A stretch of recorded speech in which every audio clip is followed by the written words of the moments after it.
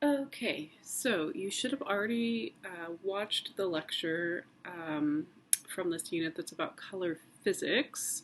So now that we understand the color physics and how we perceive color and how color works in a kind of scientific way, let's talk about composing with color.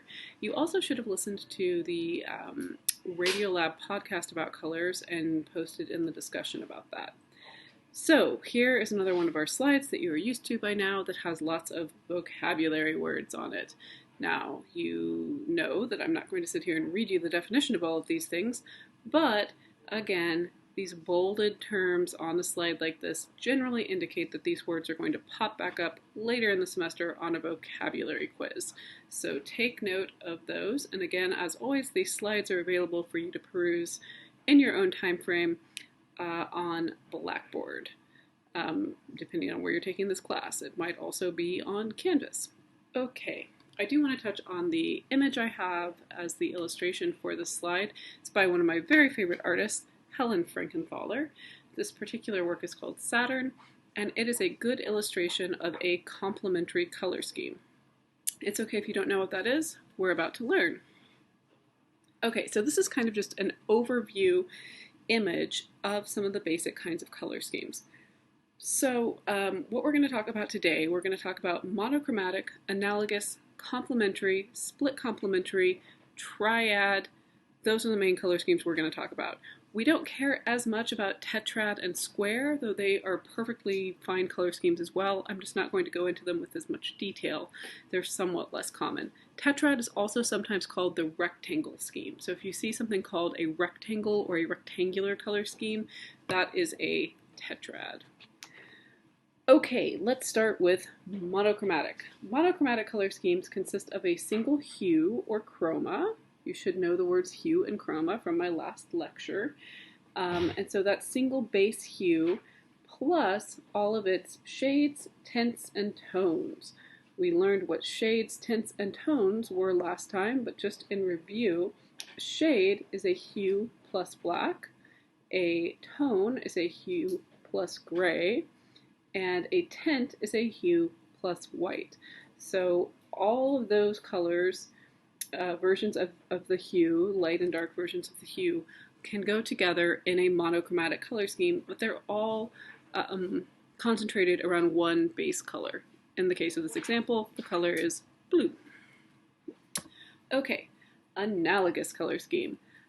Analogous color schemes involve three colors that are positioned next to each other on the color wheel. Sometimes analogous color schemes involve more than three colors, but traditionally when we say analogous color combination, analogous color scheme, we mean three colors next to each other on the color wheel. So in this illustration, there are a couple of examples of analogous color scheme pairings, like red-orange, orange, and yellow-orange, or blue-violet, blue, and green-blue, or and blue-green, pardon me.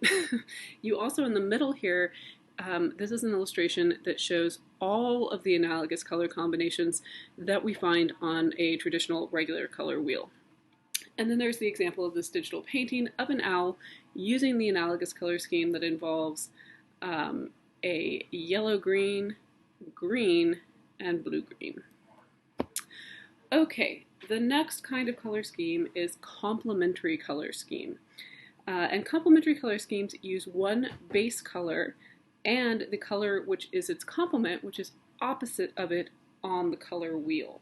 Okay, so for example, if yellow is our base color, its complement in the color scheme is purple or violet.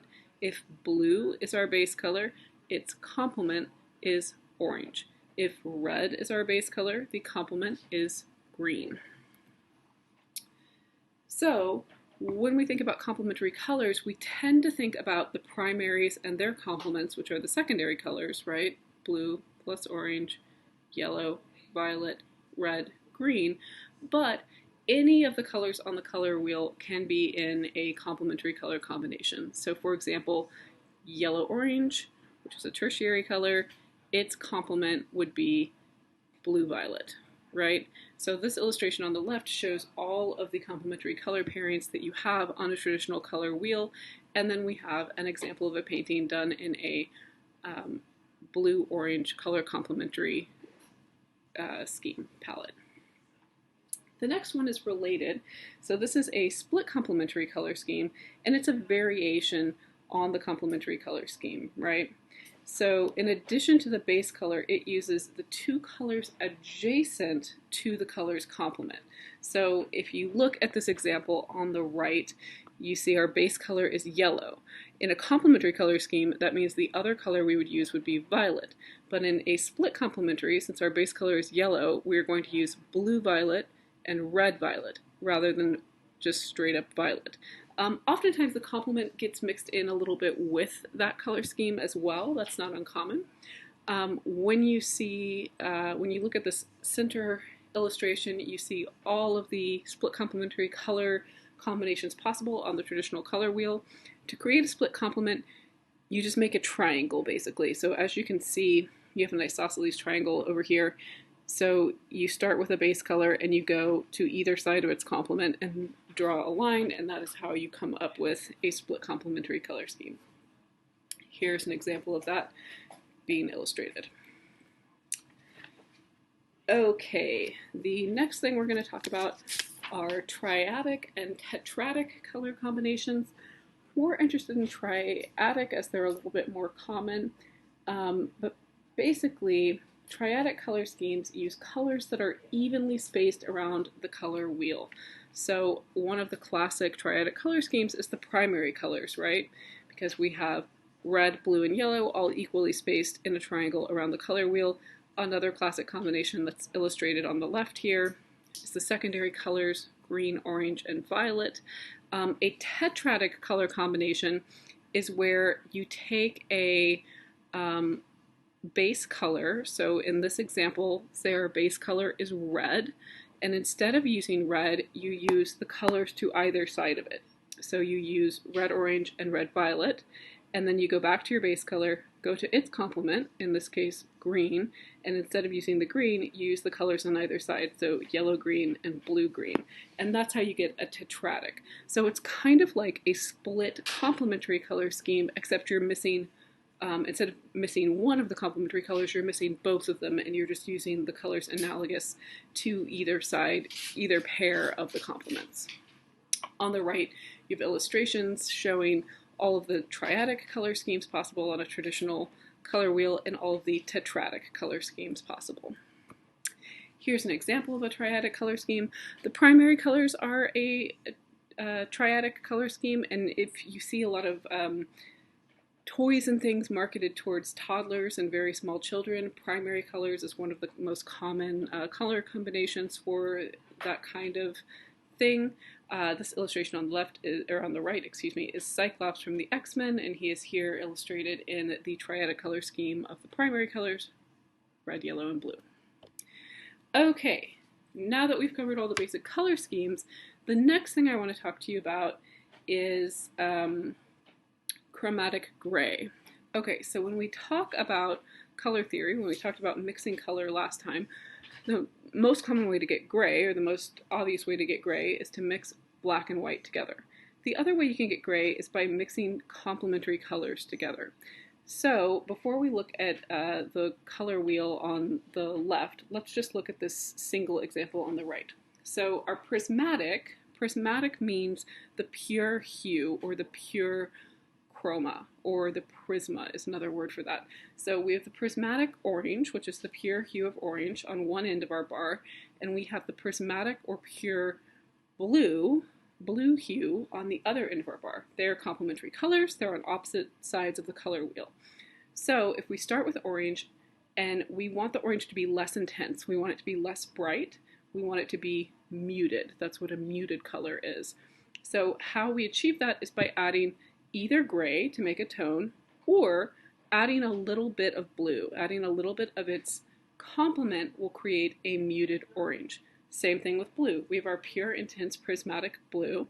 We want to mute it. We want it to be a little less intense. We can either create a tone by adding gray, or by adding a little bit of orange, its complement, which creates muted blue. So from our muted orange, if we add a little more blue, a little more of its complement, we get chromatic gray. This is a gray that's nearly neutral, but it's not quite neutral. Instead, it's chromatic, meaning it holds color. In this case, it's an orange chromatic gray, so that's going to be a warm gray. On the other end, we have our muted blue. We want to make it more into a neutral. We add some more orange to it, and we get a blue chromatic gray. So this is a little bit more of a blue gray, and it tends to be a little bit cooler, okay? If we keep adding blue to orange or orange to blue until we get a true neutral, a true gray, that is an achromatic gray. Achromatic meaning without color, right? So it's just the neutral gray. So that is another way to create tones. It's another way to create a neutral gray. And if you look at this color wheel, you can see that it is just exhibiting how all these things work. So we could look at this bar, the orange and blue, and pick it out on the color wheel where we have the orange and blue across from each other, and we see all the different levels of muted blue and muted orange that eventually go to chromatic gray, and then in the middle we have an achromatic gray.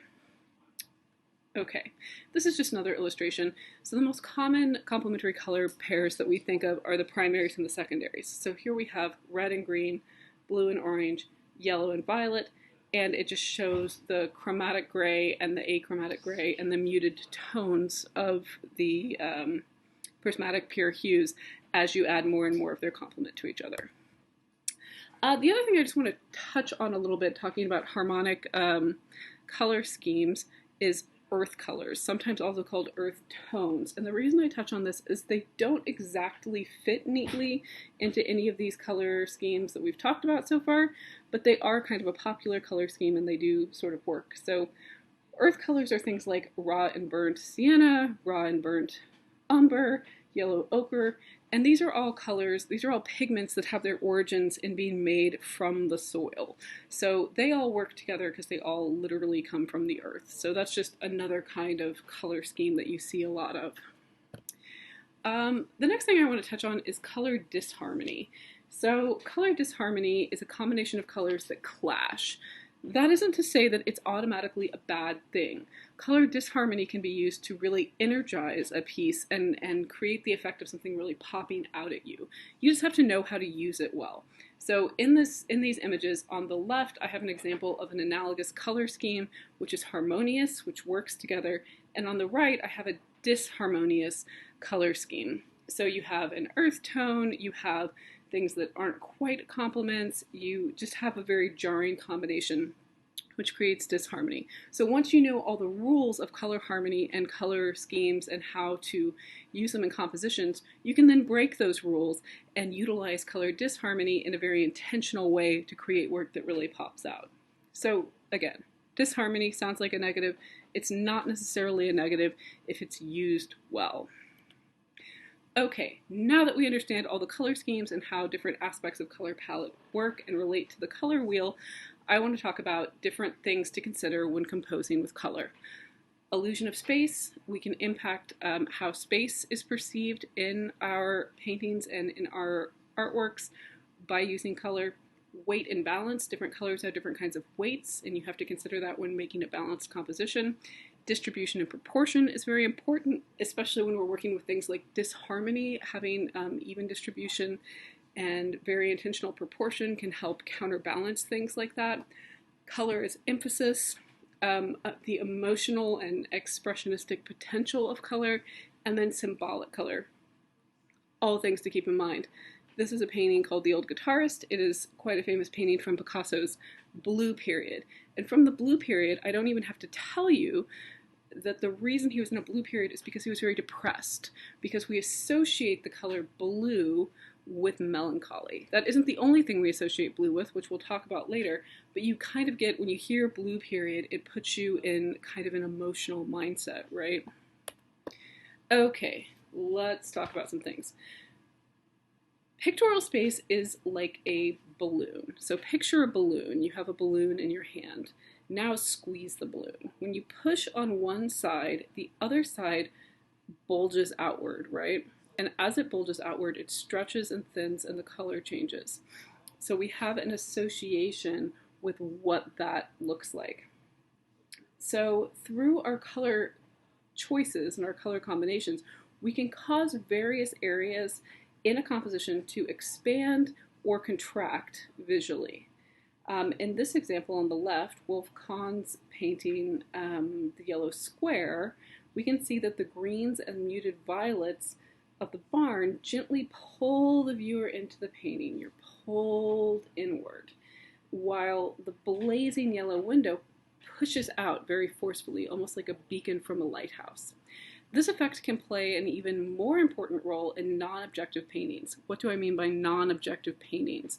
A non-objective painting is a painting that's totally abstract, meaning it doesn't represent any things, any objects in particular. Okay, so Hans Hofmann was a famous painter. He's perhaps more famous as a painting professor and as a color theorist, an art critic and art theorist.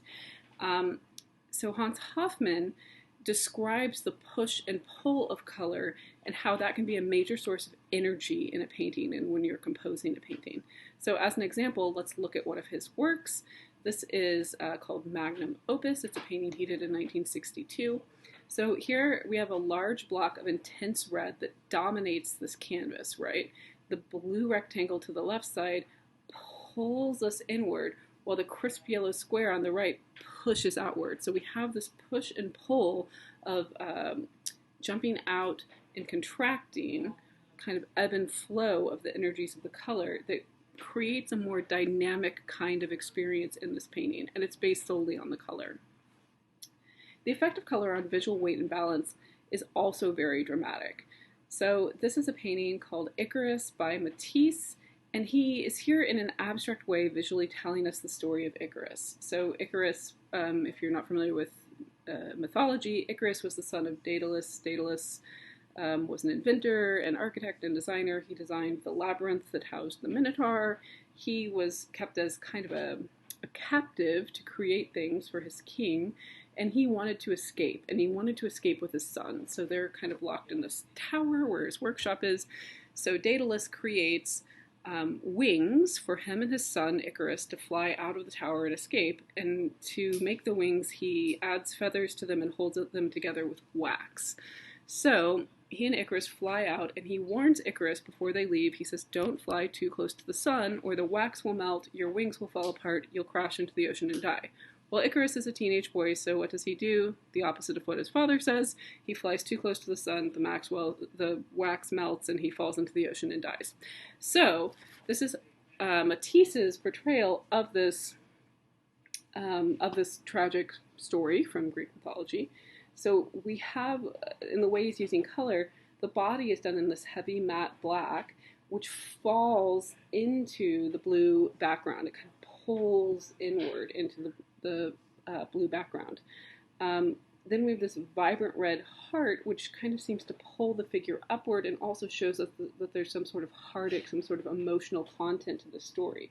Then we have these 6 bursts of yellow around the figure, which can kind of show a burst of energy, some kind of catastrophe has happened. It could be, maybe it's the feathers that are coming off of the wings, maybe it's the idea of the sun melting, maybe it's the reflection of the sun in the water below. But because of the way he uses color, we have this sense of what's happening in the story, even though it's a fairly abstract painting. Okay, talk a little bit about distribution and disharmony now. So through careful distribution, even the most disharmonious colors can come together beautifully and work in a composition. Here's a good example of that. So we have 4 rectilinear gray shapes, and they dominate this work. This work is by Nancy Crow, and it is a block, it is 4 blocks from a quilt.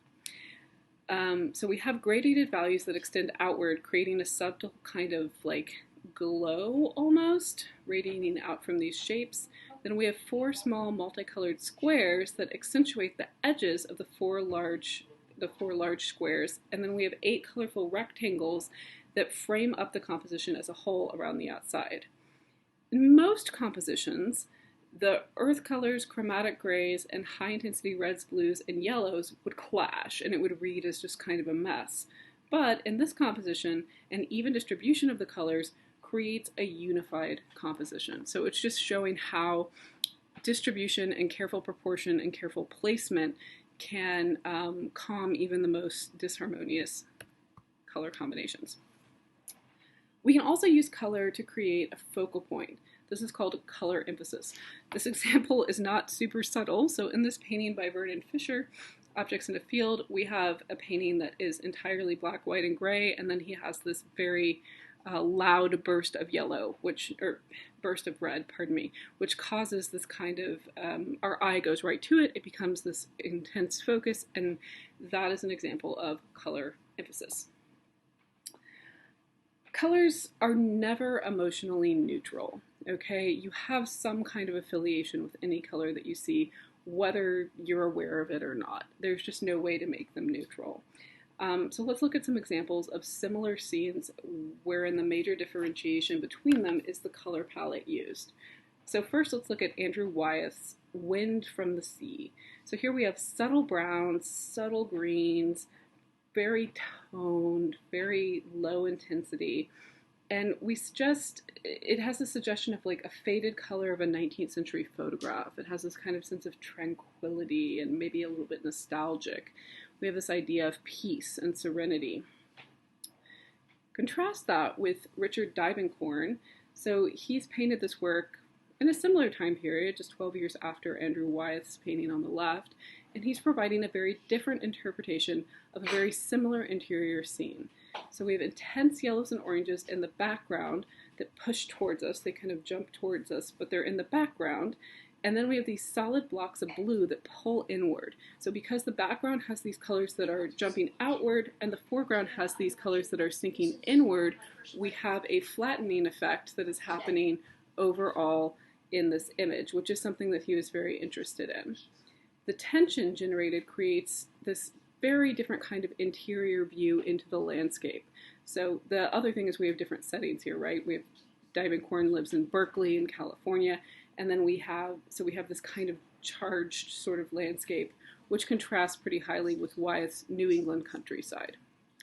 Here's another example of an interior scene that uses color in a very interesting way. It also uses a much different subject matter.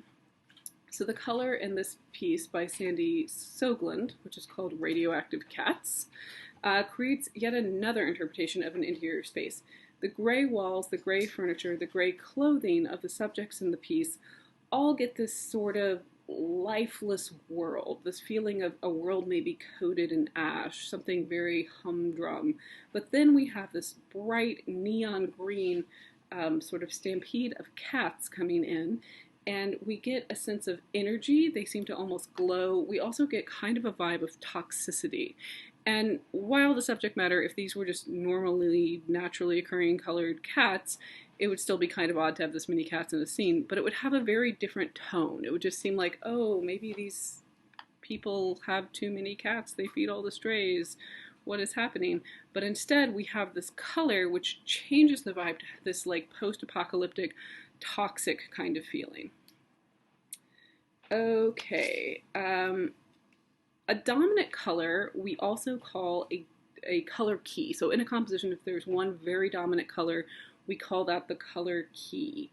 And that can heighten the psychological effect as well as the visual effect for the viewer. The blues that dominate this painting, The Illustrated Man by Joseph Spadaford, kind of make us think of melancholy. Blue has this feeling of melancholy, but then we look at what's happening and it also has this sort of feeling of magic. So we see the different tones of blue picked out on the figure's skin and how they relate to the cosmos beyond and the moon, and it gives sort of a feeling of something magical. Whereas if this was in natural skin tones, it wouldn't necessarily have that same kind of vibe. This painting is based on a book by Ray Bradbury of the same title, which is The Illustrated Man. It's about a guy whose tattoos come to life and things happen. I don't want to spoil it for you, but anyway. So we have that image with our color key on the left being blue. Let's look at a very different kind of painting. So this is Egon Schiele, and I do have a little note on Egon Schiele. I use him in some of my lectures, and his work is fairly important, but he's a problematic figure. So things have come to light that he was abusive, particularly of some very young people. So he's red flag him. He's not a good dude, but he died very painfully and very young. So we have that going for us. Okay, let's look at this painting. This is a painting of Paris von Guntersloh. Paris was a important guy. So Egon Schiele's from Vienna, and within Vienna there's what we call the School of Fantastic Realism, which is not a literal school. It's what we call a group of artists, sometimes groups of artists working similarly. We label them as schools. Like the New York School is a group of abstract expressionist painters from the 50s and 60s. So in this instance, both Paris and Egon Schiele were part of this School of Fantastic Realism in Vienna, and both very influential. So that's who this is a portrait of. So we see it as kind of a different extreme from the illustrated man here on the left. So this flaming orange around and within the figure, and it kind of places this anxious man in an emotional electric chair. We have a feeling of anxiety with this piece, and orange tends to be an anxious kind of color. The other thing that helps with this kind of feeling of anxiety is the impasto brush strokes. That means very thick application of paint. So we have this sort of melancholy but kind of moody, magical color key of blue over here, and then we have this very like anxious, intense orange color key on the right. When color surrounds the viewer, as in this installation piece by Hiroshi Shinju, which is called New Light from Afar, when you walk into this piece, you as the viewer are completely surrounded in the illustration, and the emotional impact can be quite profound. Another example of this kind of work is the work of James Turrell. He's a light installation artist who's very important and renowned and creates immersive light works. So when you're immersed in color, you enter an alternate kind of world. And this is just another way that artists can use color to heighten emotion in work like this, rather than to represent reality. Okay, lastly, let's talk about symbolic color. So meanings of color vary widely from one culture to another culture. In a book called The Primary Colors by Alexander Thoreau, he writes extensively about this. I'm going to read one piece of his writing about the color blue, and I'm just going to read it to you. It has a lot of different cultural meanings of blue. This is not exhaustive. There's tons of different meanings of the color blue, but let's see what Thoreau says about this. Blue is the symbol of baby boys in America, mourning in Borneo, tribulations to the American Indians, and the direction south in Tibet. Blue indicates mercy in the Kabbalah and carbon monoxide in gas canisters. Chinese emperors wore blue to worship the sky. To Egyptians, it represented virtue, faith, and truth. The color was worn by slaves in Gaul. It was the color of the sixth level of the temple of Nebuchadnezzar II, devoted to the planet Mercury. In Jerusalem, a blue hand painted on a door gives protection, whereas in East Africa, blue beads represent fertility. So that's a wide range of meanings for one color, right? All those different meanings attached to blue in different kinds of cultures. And there are further still, as I said, that's not exhaustive. Let's look at some examples in art.